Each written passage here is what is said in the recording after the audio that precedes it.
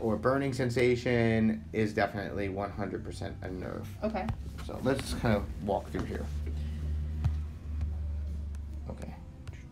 So out of the neck, we have these little holes called the foramen, and these foramens are Latin for window, but the nerves come out of there, just like that. Right? Okay. Where's my little spinal thing?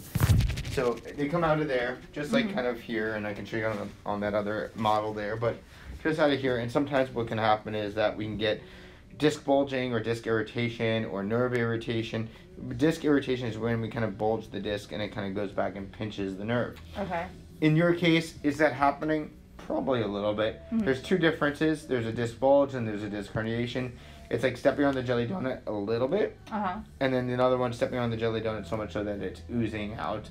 That's a disc herniation. Okay. You will be in a lot more pain than what you are. Yeah. No, I mean, like, I can still function, but it was like because I was going to be gone for a while. I was like, I know it'll just keep getting worse. Yeah, and a lot of the stuff that we're gonna talk about is gonna make so much more sense why you're having the symptoms. I like the visuals, so. I'm a huge fan of this, so this is why. So out of the nerves, as you can see, there's a whole what we call plexi of nerves. So what can happen is that you can get, even if you get like a temporary bulge, meaning somebody spanks the gavel, hits it hard, you could just get nerve irritation, and that can cause some symptoms. Okay. So if we just look at the ribs, look at where the ribs are. This is your first rib. It actually goes like from here all the way around to here, and then the other ones start going down here, and then down through this direction, right? So these are the ribs there, okay? A lot of people say that I think my rib hurts. It's because they feel that pain like right there on the rib head where I was poking. You're like, how'd you know that spot? Yeah, right? yeah. Most of the time, that's as a result also of the irritation of what we call the dorsal scapular nerve, because this nerve irritates or supplies blood flow as well, I shouldn't say blood flow, sorry, neural information to these muscles right there. So look at where that nerve courses. Let me just fade this. Fade that. So look, this nerve supplies this muscle with all that, and so that's why a lot of people feel that those knots in those areas. Okay. Does it go up the side of the neck? Let's show you. Oh wow. Okay, yeah. So it's kind of like right along the line of where I'm feeling everything. So let's follow this nerve down. Now, I didn't do what we call a neural tension sign test on you. Why? Because I already knew it was positive. Because if I did this, and then I have you do this, and then I also did a traction test. So a neural sign tension test or a neural tension test is pretty much when somebody is taking your nerve, and you also told me this in your exam, in your questions. So in my opinion, it's like I told you your test was going to be a lot sooner, is because I didn't want to hurt this any further. Yeah. First step is stop freaking hurting it. Well, one of the first three steps. So don't and stop irritate hurting it. it. So why the hell would I do that if I already know what's going on? So you tell me stretching it hurts it. I literally take your arm, I pull on it, and I have you lean away. You're like, yeah, I'm feeling it. My arm's feeling it, and then I do this. It's not feeling it. All, like, if it looks like a duck, quacks like a duck, it's probably a duck. Yeah. Right? In this case, what we did, when you stretch your nerve, when we stretched it through your arm, we're pulling down on the entire neural system, and we feel that all the way through that hand. And then same thing when you do this, you stretch it, you feel it all through here, you feel it through there. But when I do this, what happens is we put slack in that neural system, and I have you relax, their symptoms go away. Right.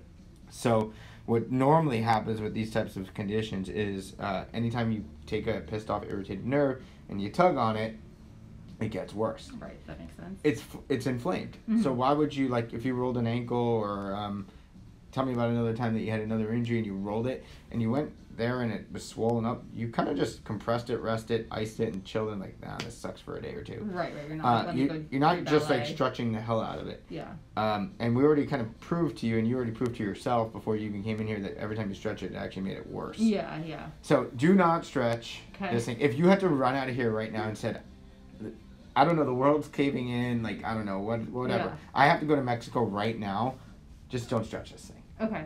And I can not say promise, but I can ensure that you'll get better faster. Yeah. Because there's no way you're going to get this better if you keep stretching it further. Okay. The problem is that people were like, well, why my muscles are tight? Well, why are the muscles tight? Right? The muscles are tight because they're in protective mode. Why are they in protective mode? Because somehow you irritated a nerve. How did you irritate it? I wish I could answer that question. Okay. I can't tell you how. I can just tell you what at this point in time, and potentially how. That's potentially how it does work.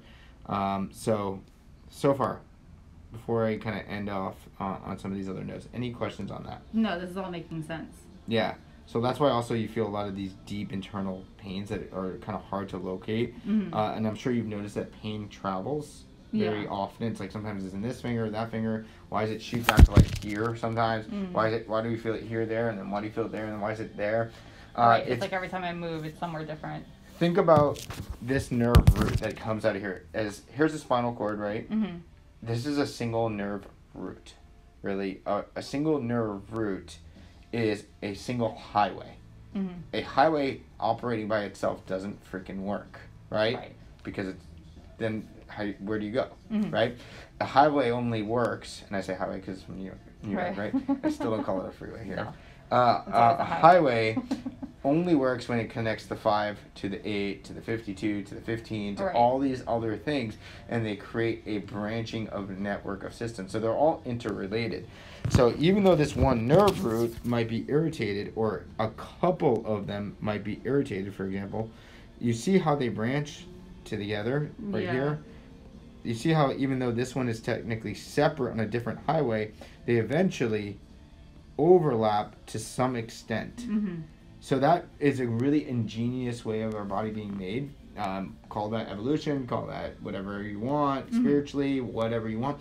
It's just like having like a backup generator. So if like one fails, you have other areas. So the same thing is true with pain. So that when you have other areas, you're having receptors from those different areas come in and say, and fire. So that's why sometimes maybe there's more irritation on that side, maybe there's more irritation over here, maybe it's a little bit more over there. So you're going to get a little bit of distribution. So just because there's clogging up over the 5 doesn't mean you won't have clogging up somewhere down the road on the 5, right? Or and some parts of the highway can actually be clear and free, ready to go. Right. So, but if we kind of keep adding collisions on there, aka stretching, we're going to have a lot more irritation there. Okay, so no yoga, got it. So I'm not going to say no yoga, because you can still do like certain poses. And again, my initial philosophy is not to get you to stop doing things. It's to get you to be active as heck as much as you want, as often as you want, but without causing irritation and more things. So aka behavior or activity modification. I used to do a fair amount of yoga, not as much. I may not look like it, but and I may not look like it when you see me flexing and doing all these things. But like just because like I can't do a full split doesn't mean I don't modify my split. You know what I mean? Like I might be able to do some sort of split. It just may not be looking pretty. And so you might be able to do lower body yoga. You might be able to do some chest and shoulder based yoga, but you may not lay off the downward dogs and that kind of stuff. like really stretching. So and here's the truth: you won't really know until you actually try it. But basically, just listen when it acts up. Don't try to be like, oh, I'll just stretch through it. Just stretching is the the antithesis, the devil of this. Cool, got it. So what we're gonna try to do in your case, a lot of times what happens is like we have this nice curve. What happens is that those spasms kind of occur. The curve starts to straighten out. So what we're going to try to do is actually restore a little bit of that curve, and that will take a lot more pressure. And if you think about like why this curve is so darn important, think about arches, like the Roman arches. Like they're strong, they're stable, they're also pretty looking. I guess this is pretty looking to me, but this is pretty looking. But when it starts to kind of look a little bit more like that, we have an issue. So when we're in spasm, we can tend to do this. So what we're going to try to do is take some pressure off of that, and I'm going to give you some exercises that will help do that and help relieve your pain too. Sounds good. You got a little bit of time to go before you